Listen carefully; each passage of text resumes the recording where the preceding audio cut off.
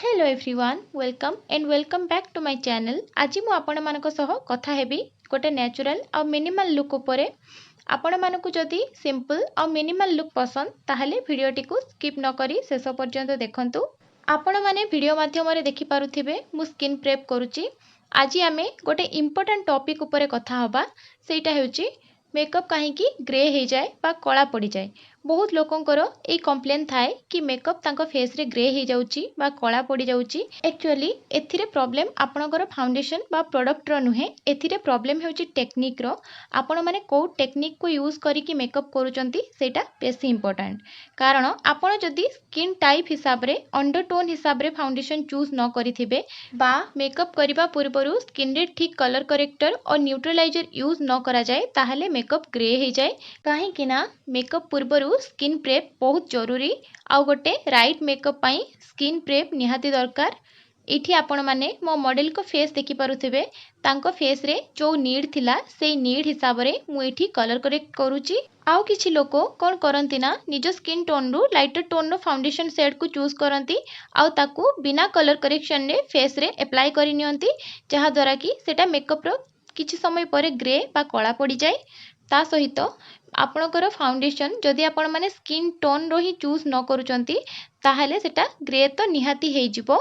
यार आउ गोटे रीजन भी अछि, फाउंडेशन जेते बेले आपणक फेस रो नेचुरल ऑयल सहित मिक्स हुए बा हावा संस्पर्श रे आसे, सेथिरे आपण मानकर फाउंडेशन रो कलर चेंज हो जाए।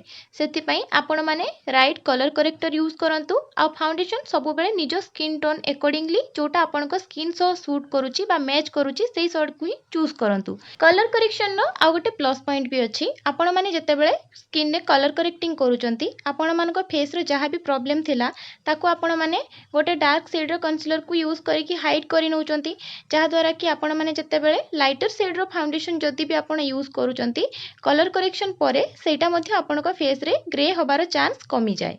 सेति पई कलर करेक्शन इंपोर्टेंट। मु प्रायतो फाउंडेशन को लाइटर टोन रो चूज न करिकि स्किन टोन सह मैच करूथबा वाला चूज करे, कारण मु फाउंडेशन अप्लाई करिबा पूर्वरु फेस रे भलो भाबरे कलर करेक्शन करि थाए, जहा द्वारा कि मो फाउंडेशन फेस रे ग्रे हुएनी बा सेटा डार्क हुएनी। किछि लोकंकर एटा भी डिमांड थाए कि तांको गोरा देखा जिबार अछि, बट मु एठी आपण मानको गोटे कथा कहिबाकू चाहूची। प्रायतो सब लोक जानिथिबे जे स्किन टेक्सचर नेचुरल आउ स्किन कलर जहार जोटा अछि सेटा रियल, सेटा को एक्सेप्ट करबा उचित। आजिकाली रो सोशल मीडिया रो चक्कर रे पड़ी कि लोक माननकू सब किछि फिल्टर वाला लुक ही पसंद आसुची, किंतु आपण माने जानि रखिबा उचित आपण माने फोटो रे हुए तो फिल्टर ऐड करि परिबे बट रियल लाइफ रे तो फिल्टर ऐड करि परिबेनी ना। सेति पई आपण माने निजरो स्किन टोन सह निजको कॉन्फिडेंट फील करबा उचित।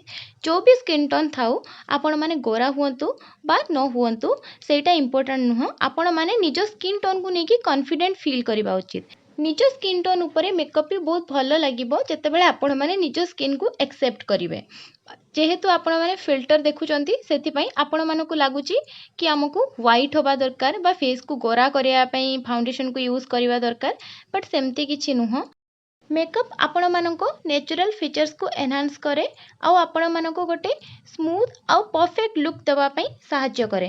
तार अर्थ एटा नुह कि आपण माने फेस रे बहुत सारा लेयरिंग करिवे बा फेस को गोरा करिवा चक्कर रे मेकअप करिवे, सेटा जमा भी ठीक नुह। वेल मेकअप को नेकी बहुत लोकंकर बहुत ओपिनियन अछि, से सब विषय रे मु कथा हवा को चाहुनी। मु मोर पर्सनल ओपिनियन आपण मानको सह शेयर करूची। रियल लाइफ इवेंट्स रे समस्ते चाहती कि फ्रेश आउ नेचुरल लुक रे रहिया पई, केही भी चाहतीनी तांकर बिग डे बा स्पेशल डे खराब हेउ। सेति पई प्राय तो मोस्ट ऑफ द पीपल से माने नेचुरल लुक को ही पसंद करंती आउ रियल लाइफ में एटा ही ठीक। बट जेहेतु आमे आर्टिस्ट आम मानकू क्रिएटिव वे रे विभिन्न लुक क्रिएट करिवार थाए, विभिन्न लुक उपरे काम भी करिवार थाए, सेति पई आमे माने आपण मानक सहित विभिन्न प्रकार टेक्निक शेयर करू आउ विभिन्न प्रकार क्रिएटिव लुक मध्य शेयर करू। सोशल मीडिया रे जेबेठु नो मेकअप लुक रो ट्रेंड फॉलो होउची, आमे आर्टिस्ट तो बिल्कुल हैरान हो गलुनी। बहुत लोकन को नो मेकअप लुक रो अर्थ एटा जणा थाए कि मेकअप रे किछि भी परिश्रम करिबा को पड़ेनी, बट आपण माने जानि रखिबा उचित गोटे नॉर्मल मेकअप लुक ठू नो मेकअप लुक रे अधिका समय लागि थाए। कारण नो मेकअप लुक रे गोटे प्रॉब्लमेटिक स्किन को भी एमिति वे रे मेकअप करिबा को पड़ी थाए, जेमिति कि से प्रॉब्लम हाइड भी हो ता सहित से फेस रे जेमिति लागिबो कि से किछि भी अप्लाई करिनी बा बहुत सिंपल अछि आउ लुक टी बहुत स्किन लाइक फिनिश दउची सेथि पई या ऊपर अधिका काम करबा को पड़े। आपण माने भाबंतुनी कि नो मेकअप लुक माने किछि भी परिश्रम नाही, नो मेकअप लुक रे ही सबुठु अधिका परिश्रम लागे। एटा ही हेउची गोटे सबुठु बड़ मिसकनसेप्शन। लोक भाबंती प्रोडक्ट जेहेतु कम अप्लाई हुए बहुत इजीली हो जाए, बट प्रोडक्ट को स्किन लाइक फिनिश दबा पई बहुत टाइम लगे, ता सहित प्रैक्टिस आउ नॉलेज मध्य दरकार। बिना नॉलेज आउ प्रैक्टिस रे आपण माने नो मेकअप लुक को क्रिएट करि परिबेनी, कारण नो मेकअप लुक रे आपण मानकु स्किन लाइक फिनिश दबा को पड़ी थाए। आपण माने वीडियो माध्यम रे देखिले केते मिनिमल आउ कम क्वांटिटी रो प्रोडक्ट को यूज करिकी मु ए मेकअप लुक टी को क्रिएट करिची, जोटा कि मो मॉडल को फेस ऊपर नेचुरल लागुची आउ तांको स्किन टोन सह मैच करूची। कारण मेकअप रो अर्थ गोरा होबा नुह, मेकअप रो अर्थ आपणकर स्किन टोन को एनहांस करबा। आपनको लुक केमिति लागिला मते जणैबे।